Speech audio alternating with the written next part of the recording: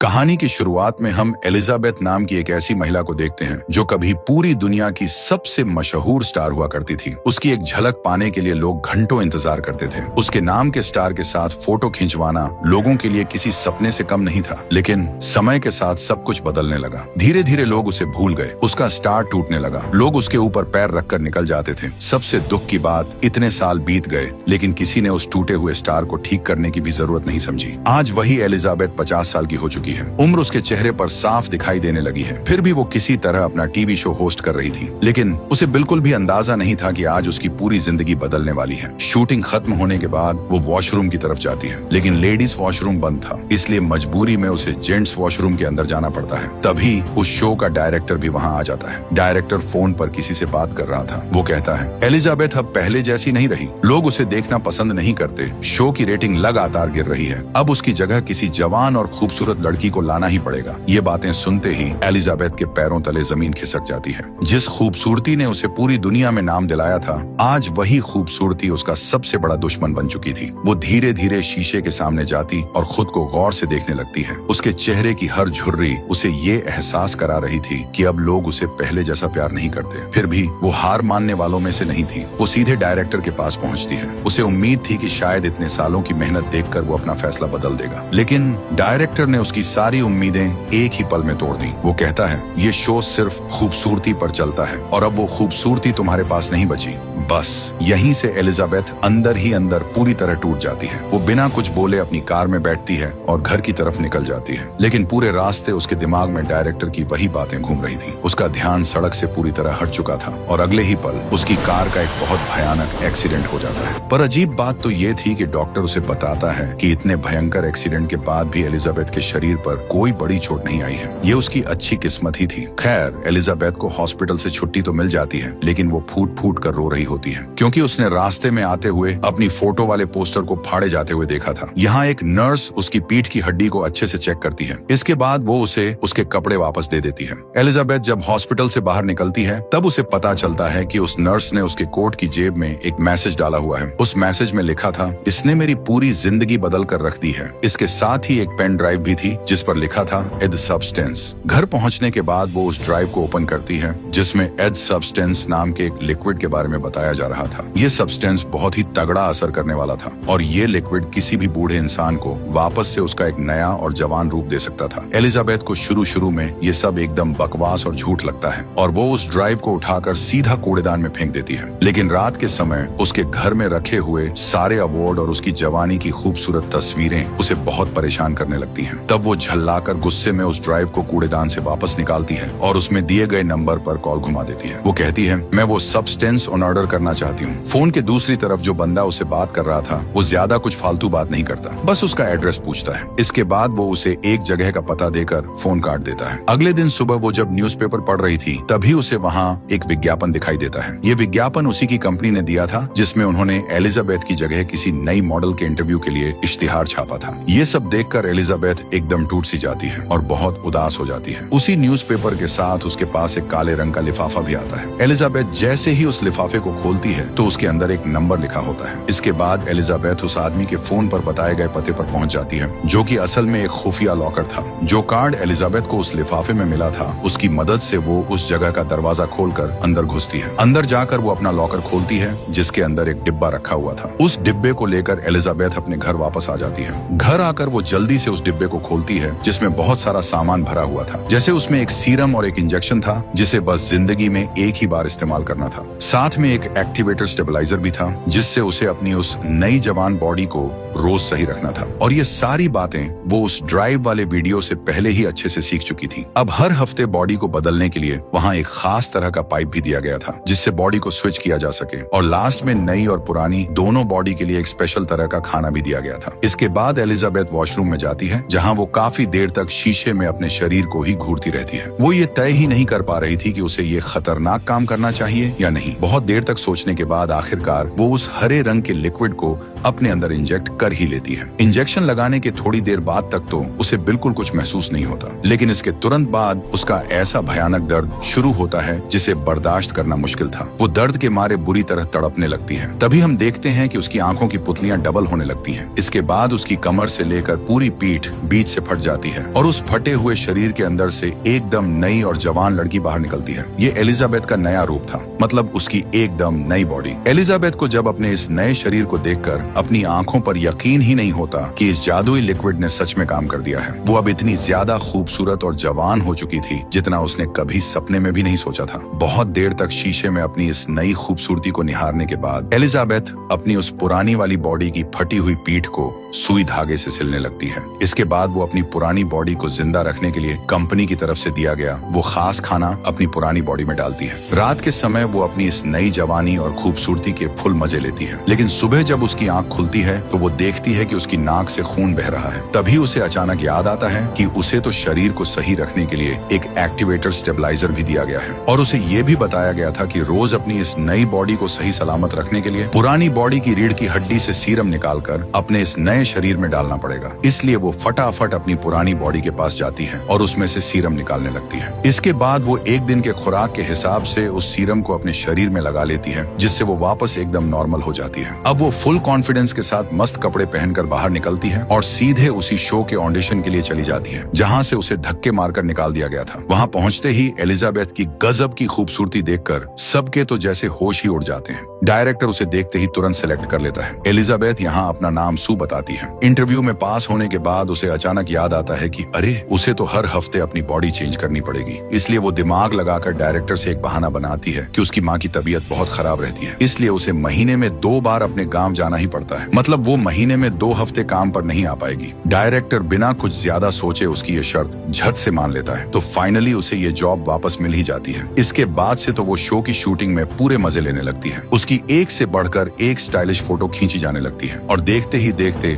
उसके बड़े बड़े पोस्टर और विज्ञापन पूरे शहर में छा जाते हैं। इसी तरह मजे में एलिजाबेथ को इस नई बॉडी में रहते रहते पूरे 6 दिन बीत जाते हैं और आज 7वां दिन था, मतलब बॉडी चेंज करने का दिन। यानी आज से पूरे 1 हफ्ते के लिए उसे वापस अपनी उसी बूढ़ी और पुरानी बॉडी में रहना पड़ेगा। बॉडी शिफ्ट करने के बाद एलिजाबेथ नई वाली बॉडी में पाइप से उसका फूड यानी खाना अटैच कर देती है। इसके बाद वो अपने ऑफिस चली जाती है जहाँ डायरेक्टर उसकी मेहनत के बदले उसे एक गिफ्ट पकड़ाता है और साथ ही उसकी बहुत बेइज्जती करके उसे शो से धक्के मारकर निकाल देता है। ये सब होने के कारण घर आकर एलिजाबेथ को बहुत ही ज्यादा बुरा लगता है। खैर, इसके अगले दिन एलिजाबेथ को न्यूज़पेपर के साथ एक लिफाफा मिलता है। ये उसी कंपनी से आया था जहाँ से उसने वो सब्सटेंस मंगवाया था। उस लिफाफे के अंदर एक मैसेज था जिसमें लिखा था कि उसका नया फूड आ चुका है। एलिजाबेथ फिर उस बताई गई जगह पर जाकर अपना वो फूड ले आती है। अब पूरे 7 दिन खत्म हो जाते हैं और एलिजाबेथ वापस से सू में बदल जाती है। मतलब वो अपनी नई वाली बॉडी को एक्टिव कर लेती है। अब सू उस पुरानी बॉडी को ऐसे ही खुले में नहीं छोड़ सकती थी। वो किसी भी वक्त रंगे हाथों पकड़ी जा सकती थी। इसलिए वो ये जुगाड़ लगाती है कि वो अपने ही घर के अंदर की एक दीवार को तोड़कर वहाँ एलिजाबेथ की पुरानी बॉडी को छिपा कर रखेगी। तो बस अपने प्लान के हिसाब से सू काम पर लग जाती है, लेकिन ये दीवार तोड़ने के चक्कर में बहुत ज्यादा शोर शराबा हो रहा था और थोड़ी ही देर में एक पड़ोसी उसकी शिकायत करने के लिए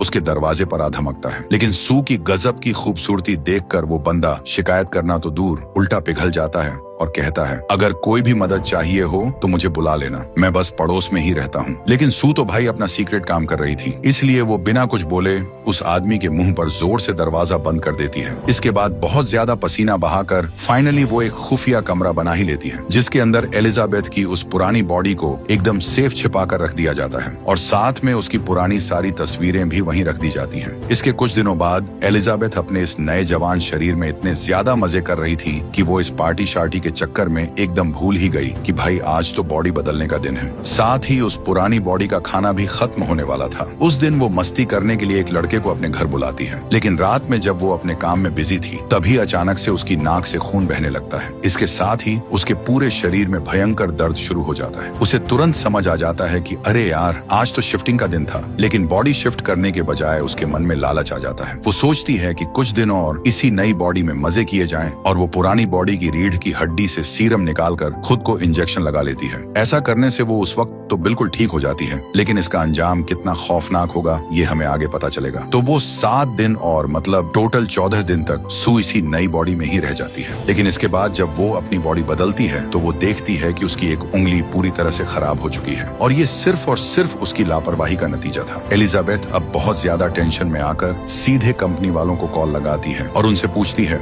मुझसे एक गलती हो गई है, मैंने एक साइकिल मिस कर दी है, मैंने टाइम पर अपनी बॉडी शिफ्ट नहीं की, जिसकी वजह से मेरी एक उंगली एकदम खराब हो गई है। क्या इसे ठीक करने का कोई जुगाड़ या सॉल्यूशन है? तब कंपनी वाले साफ साफ जवाब देते हैं, इसका कोई इलाज नहीं है, जो हो गया सो हो गया, उसे अब किसी भी हाल में ठीक नहीं किया जा सकता। और ये बात सुनकर उसकी तो हवा ही टाइट हो जाती है। कंपनी उसे समझाती है, तुम कोई 2 अलग अलग इंसान नहीं हो, तुम एक ही हो, तुम्हारी एक बॉडी से ही तुम्हारा ये दूसरा शरीर बाहर निकला है, इसलिए तुम्हें बहुत संभल कर रहना होगा। खैर, एलिजाबेथ अपना नया फूड का सामान लेकर एक रेस्टोरेंट में पहुंचती है। वहां उसे एक बूढ़ा आदमी दिखाई देता है जो उससे बड़ी अजीब और गरीब बातें कर रहा था। एलिजाबेथ को अचानक याद आता है कि इस बूढ़े आदमी के हाथ पर बिल्कुल वैसा ही मेडिकल वाला निशान बना हुआ है जैसा उसने उस नर्स के हाथ में देखा था। मतलब साफ था कि ये उसी नर्स की पुरानी वाली बॉडी है। वो बूढ़ा उससे पूछता है, क्या तुम्हारी नई बॉडी ने तुम्हें खाना शुरू कर दिया है? ये डरावनी बात सुनकर एलिजाबेथ की तो फट जाती है और वो डर कर वहाँ से तुरंत निकल लेती है। वो घर वापस आकर ये तय करती है कि अब वो अपनी इस पुरानी बॉडी में ही खुश रहना सीखेगी। इसीलिए वो अपने एक दोस्त को फोन घुमाती है और उसे मिलने के लिए बुलाती है। इसके बाद वो एकदम मस्त खूबसूरत से कपड़े पहनकर रेडी हो जाती है और बिल्कुल सू की तरह ही सेम टू सेम मेकअप कर लेती है। लेकिन जैसे ही वो घर से बाहर निकलने वाली होती है तभी उसकी नजर सू की जवानी वाली बॉडी के एक बड़े से पोस्टर पर पड़ जाती है। उसे देखते ही उसका सारा कॉन्फिडेंस एकदम जीरो हो जाता है। वो गुस्से में आकर अपना सारा मेकअप और बाल बुरी तरह बिगाड़ लेती है और डिप्रेशन में आकर वो पागलों की तरह बहुत सारा खाना ठूंस लेती है। इसके अगले ही दिन हम देखते हैं कि वो फिर से लालच में आकर नई बॉडी में स्विच कर लेती है और ये उसके शो का टाइम था। हम देखते हैं कि सू जब शूटिंग के दौरान डांस कर रही थी तभी उसे अपने शरीर में कुछ अजीब सा बदलाव महसूस होता है। वो घबरा कर बीच में ही शूटिंग छोड़ती है और सीधे वॉशरूम में भागती है। वहाँ वो अपनी नाभि के पास से कुछ एक्स्ट्रा सी चीज खींचकर बाहर निकालती है। तब वो देखती है कि अरे ये तो पूरा का पूरा एक भुना हुआ चिकन है, वही चिकन जो उसने रात को दबाकर खाया था। ये भयानक चीज देखते ही वो बुरी तरह डर जाती है और अचानक से उसकी आंख खुल जाती है। मतलब भाई, इतनी देर से वो ये खौफनाक सपना देख रही थी, तो सुबह उठने के बाद वो सच में अपनी बॉडी स्विच करती है और तैयार होकर शो पर आ जाती है। लेकिन सेट पर पहुंचकर वो ये देखकर एकदम घबरा जाती है कि वहाँ सारे लोग शूटिंग का सामान पैक कर रहे थे। एक आदमी उससे कहता है, आज से यहाँ कोई शूटिंग नहीं होगी। ये सुनकर उसकी धड़कनें तेज हो जाती हैं और वो सीधे डायरेक्टर के पास भागती है, जहाँ डायरेक्टर उसकी इस टेंशन को बड़ी सी खुशी में बदल देता है। वो कहता है कि अरे पगली, ये अब कोई नॉर्मल शो नहीं रहा है, अब ये दुनिया का एक बहुत ही फेमस शो बन चुका है। और साथ ही वो सू को न्यू ईयर का स्पेशल शो होस्ट करने का ऑफर भी देता है। ये सुनकर तो उसकी खुशी का कोई ठिकाना ही नहीं रहता और वो बिना आगे पीछे का कुछ भी सोचे डायरेक्टर को झट से हाँ बोल देती है। हालांकि उसे ये बात बिल्कुल भी याद नहीं थी कि न्यू ईयर ठीक उसी दिन पड़ रहा है जिस दिन उसे अपनी बॉडी वापस से शिफ्ट करनी है। इसी बीच उसके मन में फिर से बहुत गंदा लालच आ जाता है। वो अब किसी भी कीमत पर अपनी नई बॉडी छोड़कर उस पुरानी और बूढ़ी बॉडी में वापस नहीं जाना चाहती थी। इसीलिए वो जानबूझकर कई दिनों तक उसी नई बॉडी में ही रहना शुरू कर देती है और साथ ही इस नई बॉडी को फ्रेश और एक्टिव रखने के लिए वो रोज चुपके से पुरानी बॉडी में से सीरम निकाल कर अपने इस नए शरीर में डाल लेती है, जिसका सीधा और बहुत बुरा असर उसकी उस पुरानी बॉडी पर पड़ रहा था। अब काफी दिनों तक मजे मारने के बाद सू जब अपनी बॉडी शिफ्ट करती है तो वो देखकर दंग रह जाती है कि एलिजाबेथ अब पूरी तरह से एक खूसट बुढ़िया बन चुकी है, क्योंकि उसकी बॉडी से हद से ज्यादा सीरम निकाल लिया गया था। खैर, वो अपनी पुरानी बॉडी को एक्टिव तो कर लेती है, पर एलिजाबेथ अब शीशे में अपनी ये जर्जर हालत देखकर खुद से ही नफरत करने लगती है। वो इतने भयंकर गुस्से में आ जाती है कि घर में रखी हुई सू की सारी फोटो को फाड़ फाड़ कर फेंक देती है। इसके साथ ही वो अपने कमरे की खिड़की पर एक बहुत बड़ा पर्दा खींच देती है, क्योंकि उस खिड़की से सामने सू का एक बहुत बड़ा होर्डिंग दिखाई देता था। एलिजाबेथ फिर से कंपनी वालों को कॉल लगाती है और गिड़गिड़ाते हुए कहती है, क्या इन सब चीजों का कोई भी सॉल्यूशन नहीं है? क्या मैं किसी तरह अपनी वो पहले वाली बॉडी वापस नहीं पा सकती? तो कंपनी का आदमी साफ कह देता है, मैडम, आपको पहले ही वार्निंग दी गई थी, जो हो चुका है उसे अब किसी भी हाल में बदला नहीं जा सकता। हाँ, ये जरूर आपके हाथ में है कि अगर आप ये सब यहीं पर रोकना चाहें तो इसे अभी रोक सकती हैं, लेकिन इसके बाद आपको अपनी बची हुई पूरी जिंदगी अपने इसी ओल्ड वेरिएंट मतलब इसी पुरानी बॉडी के साथ ही गुजारनी पड़ेगी। लेकिन इस बात पर एलिजाबेथ बिल्कुल भी राजी नहीं होती। वो पूरी तरह से गहरे डिप्रेशन में चली जाती है। और इसी बीच उसके पास ऑफिस से अचानक कॉल आ जाता है, तो वो हड़बड़ी में जल्दी से अपनी बॉडी शिफ्ट कर लेती है और इस बार लालच में अंधी होकर वो अपनी पुरानी बॉडी से एक साथ पूरे 3 महीने का सीरम निकालकर अपनी नई बॉडी में पेल लेती है। असल में इन दोनों बॉडी मतलब नई और पुरानी बॉडी का दिमाग तो बिल्कुल एक ही है, उनकी समझ और ज्ञान सब एकदम सेम है, लेकिन उम्र में बहुत बड़ा फर्क होने की वजह से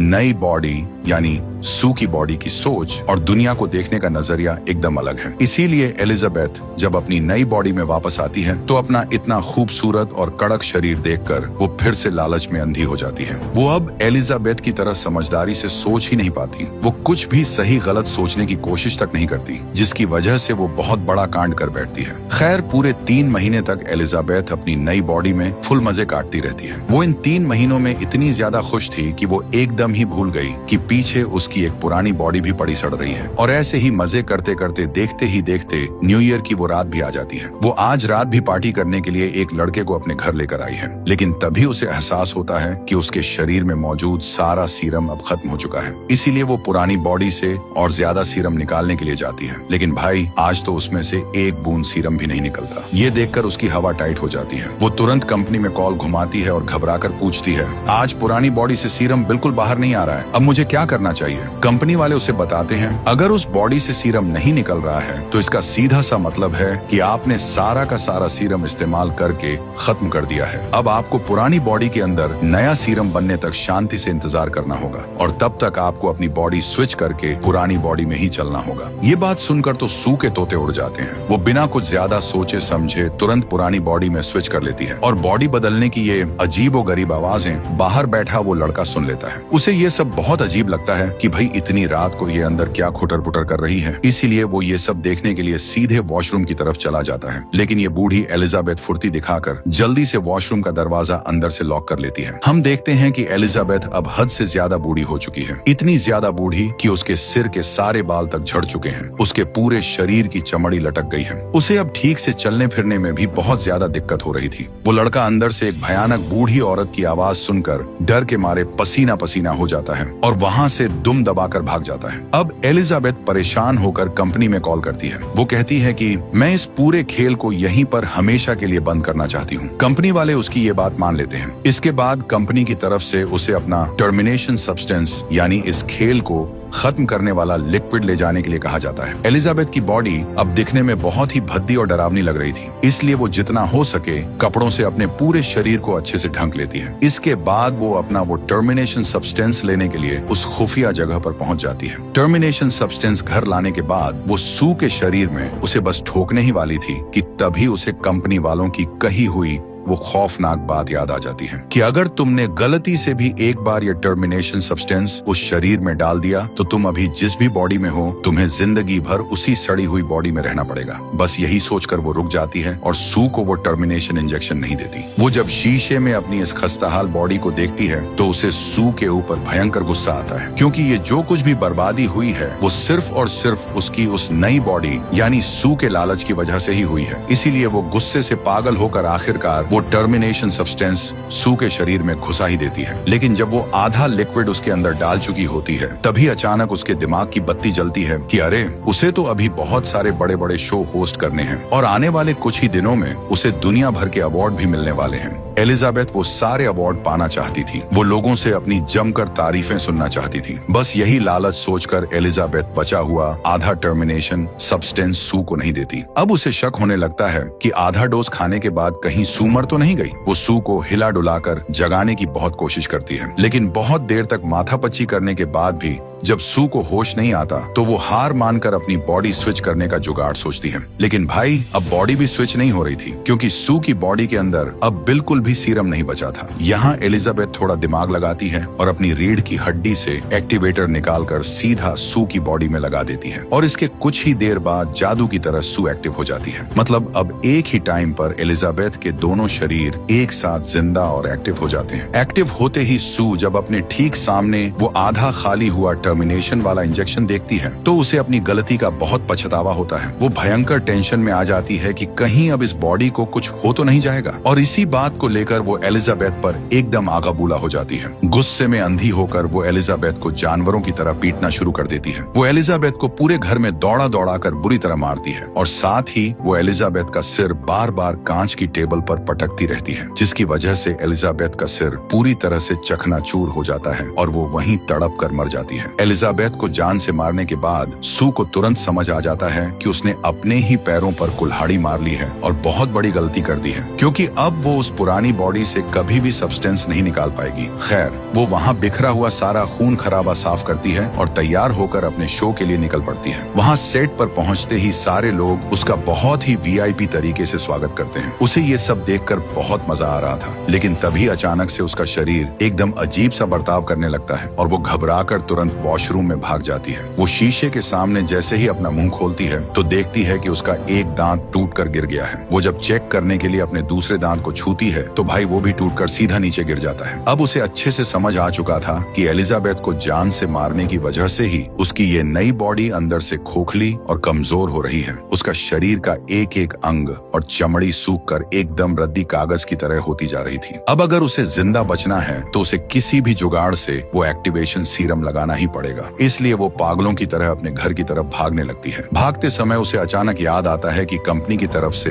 उसे जो सबसे पहला सीरम का पैकेट दिया गया था उसमें अभी भी थोड़ा सा सीरम बचा हुआ है, लेकिन उस सीरम की बोतल पर साफ साफ लिखा था कि इसे जिंदगी में सिर्फ एक ही बार इस्तेमाल किया जा सकता है। लेकिन वो अपनी जान बचाने के लिए किसी भी चीज की परवाह किए बिना उस बचे हुए सीरम को अपने शरीर में घुसा लेती है, और भाई ऐसा करते ही सू को इतना भयंकर दर्द होने लगता है जिसकी कोई लिमिट नहीं थी। पहले की ही तरह एक बार फिर से उसकी पीठ बीच से फट जाती है और उसके अंदर से सू और एलिजाबेथ दोनों के मिक्सचर से बना हुआ एक बेहद घिनौना और अजीब सा शरीर बाहर निकल कर आता है, जिसे देखकर ऐसा लग रहा था जैसे वो कोई बहुत ही खौफनाक राक्षस हो। एकदम बिगड़ा हुआ और सड़ा हुआ शरीर। सू की दिमागी हालत अब इतनी ज्यादा खराब हो चुकी थी कि उसे खुद ही समझ नहीं आ रहा था कि वो अब क्या बवाल चीज बन चुकी है। वो ये तय ही नहीं कर पा रही थी कि वो अब इस शक्ल के साथ सबके सामने जा भी पाएगी या नहीं। लेकिन फिर वो क्या करती है, अपने उस राक्षस जैसे हाइब्रिड चेहरे के ऊपर अपनी एक सुंदर सी फोटो चिपका लेती है और उसी हालत में शो पर चली जाती है।